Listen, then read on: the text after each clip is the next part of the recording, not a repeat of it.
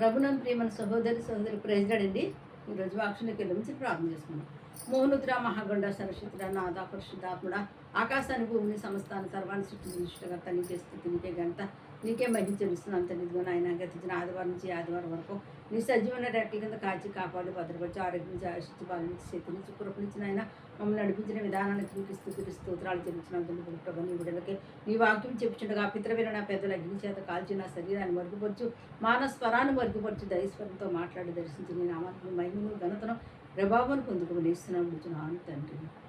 ఆమేన్. మరి ఈరోజు మన వాక్యం అంశం ఏంటంటే అండి, పాపము నుండి ఆయన రక్షించును, పాపము నుండి ఆయన రక్షించును. మత్తయి సువార్త 1-2 వరకునండి. అబ్రహాము కుమారుడగు దావీదు కుమారుడైన యేసుక్రీస్తు వంశావళి.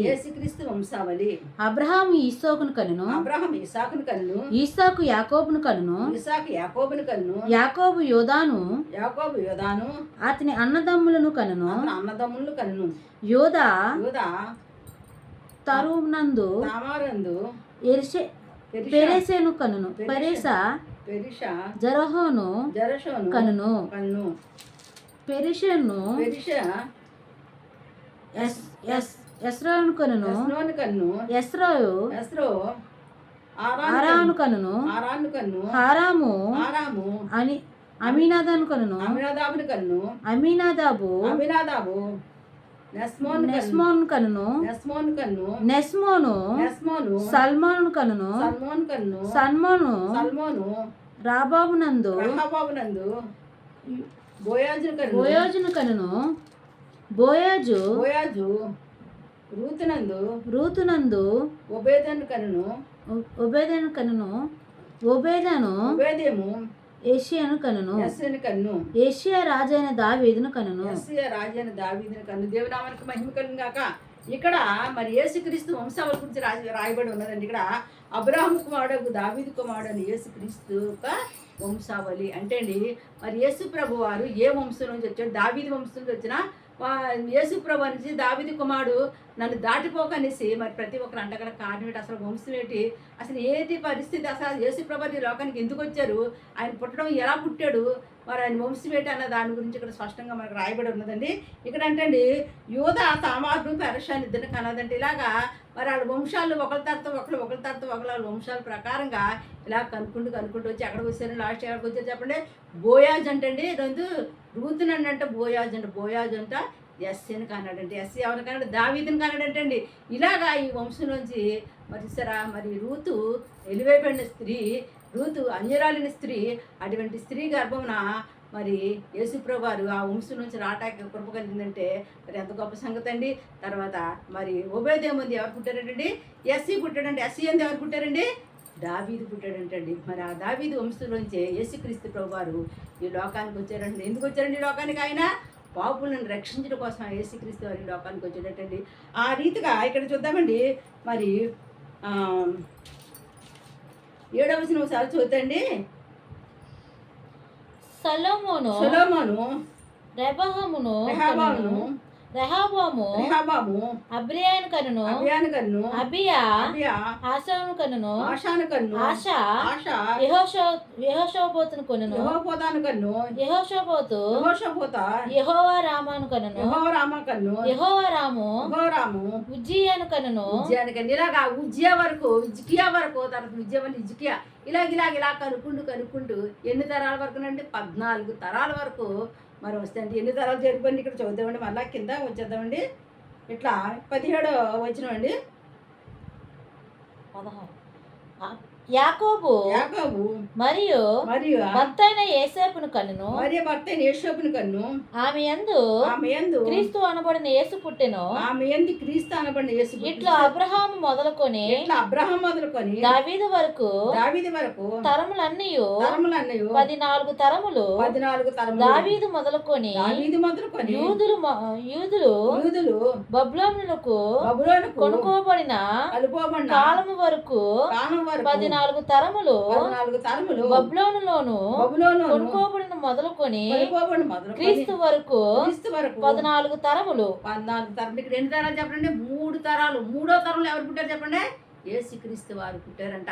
మరి ఇక్కడ 3 తరాలంట, 14 మరి ఒక 14 సంవత్సరాలు బాగున్నారు, ఒక 14 సంవత్సరాల చెరకో వెళ్ళిపోయి పెడతారు. మరి ఆ 14 సంవత్సరాలు దాటిపోయిన తర్వాత మరి ఆ 14 సంవత్సరంలో ఉన్నట్టండి లాస్ట్ సంవత్సరంలో మరి ఎవరు వచ్చారంటే యేసుక్రీస్తు వారు వచ్చారు. ఎవరికి వచ్చారంటే ఎవరి ద్వారా పుట్టారంటే యేసుక్రీస్తు వారు యేసోపు అని ఆమె ఎందుకు క్రీస్తు ఆమె ద్వారా యేసోపు వంశంలోంచి మరి యేసోపు కట్టండి మరి ఏం చేయబడ్డదని ప్రదానం చేయబడ్డదటండి.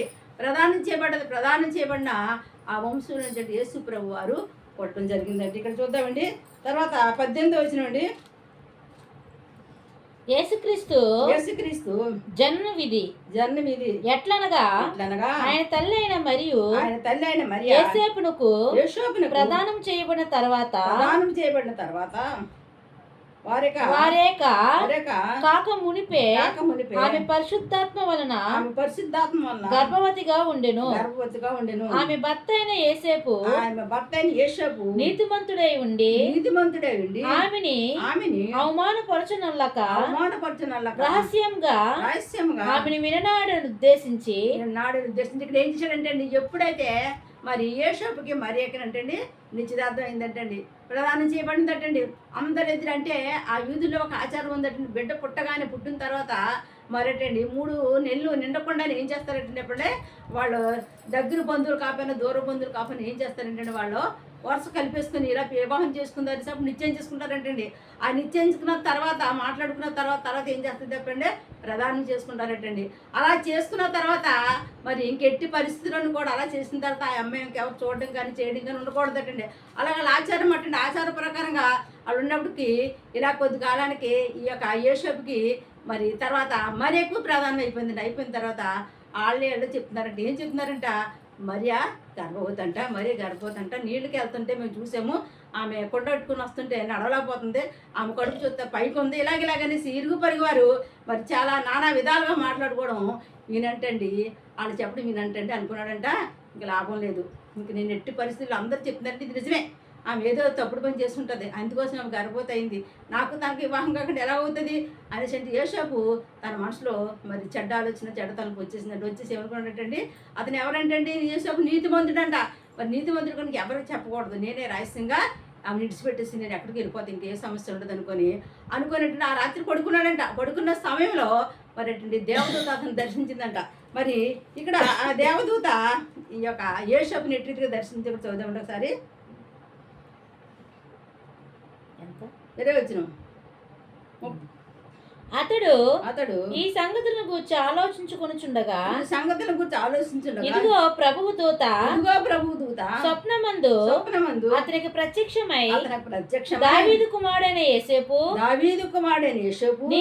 నీ భార్య అయిన మరియను చేర్చుకొనుటకు భయపడకము, ఆమె గర్భము ధరించినది పరిశుద్ధాత్మ వలనే కలిగినది. ఆమె యొక్క కుమారుని కనెను. తన ప్రజలలోని వారి పాపము నుండి ఆయన రక్షించెను. కనుక ఆయనని యేసు అని పేరు పెట్టవలెనని.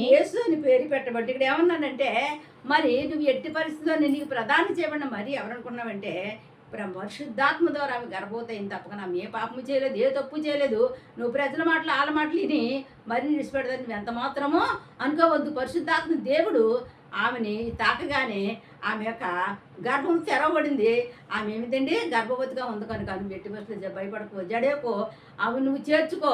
మరి ఆమె మరి బహు జాగ్రత్తగా నువ్వు చూసుకోవాలని అంటండి ఈ దేవదూత అంటండి చెప్పిందంట. ఎప్పుడైతే దేవదూత దర్శనమందు మరి యేసోపుతో మాట్లాడిందో అంటండి యేసోపు మనసు మారిపోయిందంట. అంతవరకు మరి ఆ యొక్క లోకంలో చెప్పుకున్న ఆ లోకస్తుల మాటలు విన్నాడు, ఇరుగువారి మాటలు, పొరుగువారి మాటలు, బంధువులు, స్నేహితులు ఎంతోమంది ఎన్నో రీతిలుగా చెప్పారు, అవన్నీ విన్నాడు. కానీ ఎప్పుడైతే దేవుని దూత మాట చెప్పగానేటండి తన మనసు మారిపోయి నిజం దేవుడు పరిశుద్ధాత్మ దేవుని శక్తి చేత ఆమె గర్భవతి అయింది కనుక నేను ఆ పుట్టబోయే యేసుకి నేను పరిచర్య చేయాలి, ఆ పుట్టబోయే యేసు నేను బహు జాగ్రత్తగా చూసుకోమంది కనుక నేను చూసుకోవాలని నిర్ణయించుకునేటండి. తనట ఎవరి దగ్గరికి వచ్చాడటండి, మరియ దగ్గరికి వచ్చాడండి. మరియ దగ్గరికి వచ్చి మరియతో మాట్లాడి మరి ఏంటండి పాలన అన్నీ చూసుకున్నాడంటే. ఇటు మరి ఆ యొక్క వివాహం కాకుండా ఒక స్త్రీ గర్భవతి అయిందంటే మామూలు మాటలు కాదండి. అక్కడ ఇరుగువారు పొరుగువారు అందరూ నానా విధాలుగా మాట్లాడతారు, ఎన్నో రీతిలుగా మాట్లాడతారు. ఇక్కడ మరియా కూడా ఉన్నటువంటి ఎట్టి పరిస్థితులు ఎవరు ఎన్నన్నా ఏం చెప్పినా సరే ఆ యొక్క దేవదూత తనకి ఏ రీతిగా మాట్లాడిందో అదే పట్టించుకుంది కానంటండి. ఆమె కూడా ఎట్టి పరిస్థితులను ఎవరి మాటగా ఆమె కూడా లెక్క చేయలేదంటే, కనీసం తల్లిదండ్రులు కూడా ఆమె చెప్పలేదంటండి. అంత రహస్యంగా ఉంచడానికి కారణం ఏంటంటే దేవుని యొక్క మరి ఆత్మ వాళ్ళలో ఉంది కనుక దేవుడు ఒక యేసుప్రభు తన గర్భం పుడతాడని ముందుగా చెప్పడం ద్వారా ఆమెటండి సిద్ధపడ్డదంటండి. ఇక్కడ చూద్దామండి, యేసోపు ఎప్పుడైతే మరి మరియ దగ్గరికి వెళ్ళాడో, మరియని చేర్చుకున్నాడో, మరియను మరి ఆమెను చూడలేదు కానటండి ఆమె ఆళ్ళ పాలన చేసుకుంటూ ఉన్నాడండి. అలాంటి సమయంలో ఇక్కడ చూద్దామండి 22, ఇదిగో ఇదిగో కన్యక గర్భవతి అయి కన్యక గర్భవతి కుమారుని కన్నును ఆయనకు ఇమ్మాయేలునని ఆయనకి ఇమ్మానుయేలని పేరు పెట్టెదరు అని ప్రభువు తన ప్రవక్త ద్వారా పలికిన మాట నెరవేర్చే వరకు ఇదంతయు జరిగను. ఇమ్మాయేలునని పేరునకు భాషాంతరమున దేవుడు మనకు తోడైన అర్థము. దేవుడు మనకు తోడే ఉన్నాడని అర్థము.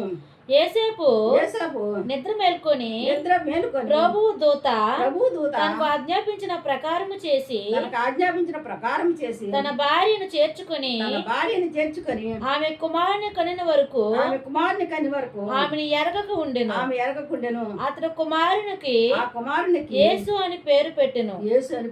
దేవుడు నామానికి మహిమ కలుగును గాక.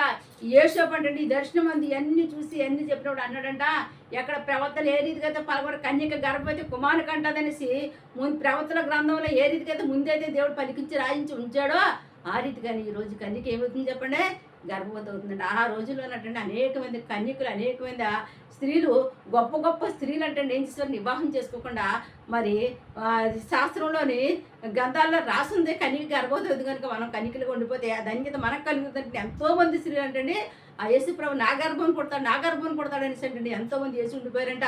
అలా ఉండిపోయారంటే వాళ్ళు ఎవరికి ధన్యత దొరకలేదు. కానీ ఒక ధన్యత ఎవరికి దొరికిందంటే చెప్పండి, మరియకు మాత్రమే దొరికిందంటే. మరియకు మాత్రం అలా మరియకి ఆ ధన్యత దొరక కారణం ఏంటంటే మరియ బాల్య దినాల నుంచి యేసయ్యని సేవించింది. అంటే దేవుడిని భయభక్తులు కలిగి ఆ యొక్క పరిశుద్ధ గ్రంథాన్ని చదువుతూ మరి దేవుని సన్నిధిలో ఉంటూ మరి దివారాత్రులు దేవునితో గడిపిన స్త్రీ కనుక దేవుడు ఆమెను ఎన్నుకున్నాడంటే. ఆమె గర్భం యేసయ్య పుట్టడాకే ఏర్పాటు చేసుకున్నాడంటే. ఆమె గర్భము ధన్యత పొందటాకంటండి దేవుడు ఎన్నుకున్నాడు కనుక ఆ రీతిగా అయిందంట. ఆ మరియా యేసోపులను చేర్చుకున్నప్పుడు అంట మరియా ఇక్కడ ఏమనుందండి, ఇమ్మానుయేలేనంట. ఎవరిటండి ఇమ్మానుయేలు అనగా ఏంటంటే చెప్పండి, దేవుడు మనకు తోడుగా ఉన్నాడు. ఎల్లవేళ ఎల్లకాలము సదాకాలం మనకు ఎవరు తోడుకుంటారు చెప్పండి, మన బంధువులు, మన స్నేహితులు, మన భర్త, మన తల్లిలు అందరూ కొంతకాలం మాత్రమే ఉంటారు. కానీ సదాకాలము మనం చనిపోయే వరకు మనకు తోడుకుంటేది ఎవరంటే దేవుడు మాత్రమే. అది ఇమ్మానుయేలు అనే దేవుడు మరి మనకు తోడుగా ఉన్నాడు కనుక మనం దేనికి భయపడక్కర్లేదు. కానీ భయపడవలసింది ఏంటంటే మనం ఈ లోకంలో ఉండగా మరి కొన్ని నశించబడిన ఆత్మలు మనం రక్షించామా లేదా, మన ద్వారా కొన్ని ఆత్మలు దేవుళ్ళలోకి వచ్చేయలేవని మనం తెలుసుకోవాలండి. అలా తెలుసుకోవాలంటే మనం ఏం చేద్దామండి, దివారాత్రులు దేవుని గురించి ప్రార్థించాలండి, దేవుడి కోసం ప్రార్థించాలండి. ఎప్పుడు ఎక్కువసేపు దేవుళ్ళో మనం గడిపినప్పుడు ఏంటండి ఆ దేవుని పరిశుద్ధాత్మ శక్తి చేత ఎంతోమంది నశించిపోతున్నారండి. ఎంతోమంది భయంకరమైన పరిస్థితులతో ఉంటున్నారు, రోగాలతోటి, అదే ఆర్థిక ఇబ్బందులతో, ఆర్థికపరమైన సమస్యలతోటి, చెప్పుకోలేని యొక్క బాధలతోటి, బిడ్డల వారి మనశ్శాంతి లేక, భర్తల వల్ల మనశ్శాంతి లేక మరి అనేక రీతిలుగా మనశ్శాంతిని కోల్పోయి ఉన్నవారు ఎంతోమంది ఉన్నారు కనుక వారందరూ పాపంలో, శాపంలో, భయంకరమైన పరిస్థితిలో ఉన్నవారు అందరిని విడిపించడాకంటండి యేసుప్రభు వారంట ఈ లోకానికి రాటాకంట ఆయన తండ్రి దగ్గర ఆజ్ఞ తీసుకున్నాడంటండి. దావీదు వంశంలోంచి మరి దేవుడు కృప చూపించడానికి కారణం ఏంటంటే దేవుడు దావీదుకి ఏం చేశాడు చెప్పండి, మాట ఇచ్చాడండి. అందుకే దేవుడు మాట ఇచ్చి మాట తప్పే దేవుడు కాదు కనుక, అబద్ధమాటకైన మానవుడు కాదు కనుక, పశ్చాత్తాపడు కానీ నరపుత్రి కాదు కనుక ఆ రీతిగానంటే దావీదు వంశంలోంచి మరి యేసుప్రభు రాటాకటండి. ఆయన వంశావళి ఇదంటండి. ఈ రీతిగా మరి యేసుప్రభు పుట్టడం జరిగిందంటండి. ఆ యొక్క యోసేపు వంశంలోంచి మరి యేసుక్రీస్తు ప్రభు వారు రాటాకి దేవుడు అంటే కృప చూపించాడంట. ఆ రీతిగా మరి ఎప్పుడైతే మరి యోసేపుకి ఆ యొక్క దేవదూత కనబడి ఏమేమి చెప్పిందో ఆ ప్రకారంగా మరియని చేర్చుకున్నాడట. మరియని చేర్చుకొని జాగ్రత్తగా చూసుకొని మరి అదే సమయానికి కానుక వచ్చిన సమయానికి అటండి ఆ యొక్క యేసుప్రభు పుట్టకి ఎవ్వరు కూడా స్థలం ఇవ్వలేదంట. అటువంటి సమయంలో మరి యోసేపు అంట చాలా అవస్థపడ్డాడంటండి. ఆ మరియతో చాలా కష్టపడ్డాడు, చాలా బాధపడ్డాడంట. మరియతో పాటు మరియ కూడా చాలా కష్టాలు పడ్డదంట, చాలా బాధలు పడ్డదంట. ఎవరు కూడా కొంచెం కోపన ఆ మరియకి ఏమి వెళ్ళదు ఎప్పుడే స్థలం ఇవ్వడానికి ఎవరు కూడా రాలేదంటే. ఎన్ని సత్రాలు తిరిగినా ఎక్కడ కూడా కనీసం సత్రం కూడా ఆయనకి స్థలం దొరకలేదంట. వాడు సరిగ్గా ఎటువంటి సమయంలో మరి అందుకండి ఒక గర్భవతి ఉందంటే ఆమెకి ఏ సమయంలో పూడొస్తుందని ఎవరికి తెలియదంటండి. మరి ఎక్కడికి వెళ్ళిందంటండి, ఆ జనాభా లెక్కలకి మన ఓట్లు అంటాం కదా, ఓట్ల ఎలక్షన్లు మన జరుగుతుంది కదా, ఓటు వేయటకి వెళ్ళిందంట. ఓటు వేయకి వెళ్ళిన సమయం ఉందంటే ఆమెకు అనుకోకుండా నొప్పులు ఇస్తాయంట. అటువంటి సమయంలో తన ఇంటి దగ్గర ఉంటే చక్కగా డెలివరీ అవును కానీ తన ఇంటి దగ్గర లేదు. ఆ ఓటేసిన చేద్దామన్న సమయంలో వచ్చినప్పుడు అక్కడ ఎంతమందిని ఏమడిగినా ఆయన కొంచెం కాకపోయినా కొంచెం అని ఎవరు కూడా స్థలం లేదంట. కానీ ఆ యేసు ప్రభు వారికి కొంచెం కూడా స్థలం లేనప్పటికీ కూడా ఆయన ఏమనుకున్నాడో తెలుసండి, పశువుల పాకలో ఆ పశువులు మాత్రమే మొట్టమొదటిసారి యేసు ప్రభుకి ఆ పశువులు మాత్రమే చూడగలిగింది. ఆ పశువుల పాకలు ఆ పశువులన్నింటినీ ఆ యేసేపు ఏం చేయడాడండి, ఆ బయట కట్టేశాడంట. అక్కడ సత్రం ఆ యొక్క గడ్డి వేసి ఆ తొట్టిని ఎన్నుకున్నాడంట. అక్కడ ఉన్న ఆ శుభ్రంగా గడ్డినంతా ఒక పరుపుగా వేసి ఆ మరియకంట అక్కడ ప్రసవవేదనకి జరిగినప్పుడు అక్కడ మరి పుట్టిందండి. మరియకి యేసుప్రభు వారు పుట్టడం జరిగిందండి. ఎంత గొప్ప సంగతి, ఎంత గొప్ప ధన్యత. మరి అటువంటి ఒక ధన్యతని ఎవరు ఎన్నుకున్నారండి, మరి ఎన్నుకుంది. అటువంటి ధన్యతని అటువంటి నీతిమంతుడు అనే పేరుని ఎవరు ఎన్నుకున్నారంటే యేసేపు ఎన్నుకున్నాడు. యేసేపు నీతిమంతుడుగా ఉన్నాడు, మరి ధన్యురాలుగా ఉందండి. మనం కూడా ఈ లోకంలో నీతిమంతులుగా ధన్యులుగా ఉన్నప్పుడు అంటండి దేవుని కార్యాలు చేయడానికి దేవుడు కూడా మనల్ని కూడా ఏర్పాటు చేసుకుంటాడండి. కనుక ఈ యొక్క యేసు ప్రభువారు ఒక వంశం ఎక్కడి నుంచి వచ్చిందంటే మరి అబ్రహం మొదలుకొని ఇసాకు మొదలుకొని యాకోబు మొదలుకొని మరి బోయాజు నుంచి తర్వాత యెషై నుంచి తర్వాత దావీదు నుంచి తర్వాత ఇలా ఈ రీతిగా మరి యేషోపు వంశంలోంచి యేసు ప్రభువారు రావడం జరిగింది. లోకరక్షకుడు పాపులను రక్షించడం కోసమే ఈ లోకానికి యేసు ప్రభువారు ఈ వంశంలోంచి రావడానికి ఆయన కృప చూపించాడండి. ప్రార్థన చేసుకుందామండి. మహోన్నతుడా, మహాగణుడా, సర్వశక్తుడా, నాదా, పరిశుద్ధాత్ముడా, నీకే స్తుతులు స్తోత్రాలు తండ్రి. రాజా, రక్షక అద్భుతాలు చేసిన దేవుడు, ఆశ్చర్యకాలు చేసే దేవుడు, చూస్తున్న దేవుడు, మాట్లాడే దేవుడు తండ్రి. అవును ప్రభు తండ్రి, యేసుక్రీస్తు ప్రభు వారు ప్రభు తండ్రి నాయన ఈ లోకానికి తండ్రి. రాజా, నా క్షయ తెంచడానికి ప్రభు ఇదిగో నాయన నువ్వు తండ్రి ఇదిగో తండ్రి దావీదు వంశాన్ని ఎన్నుకున్నావు తండ్రి. నీకు స్తుతులు స్తోత్రాలు ప్రభు నాయన.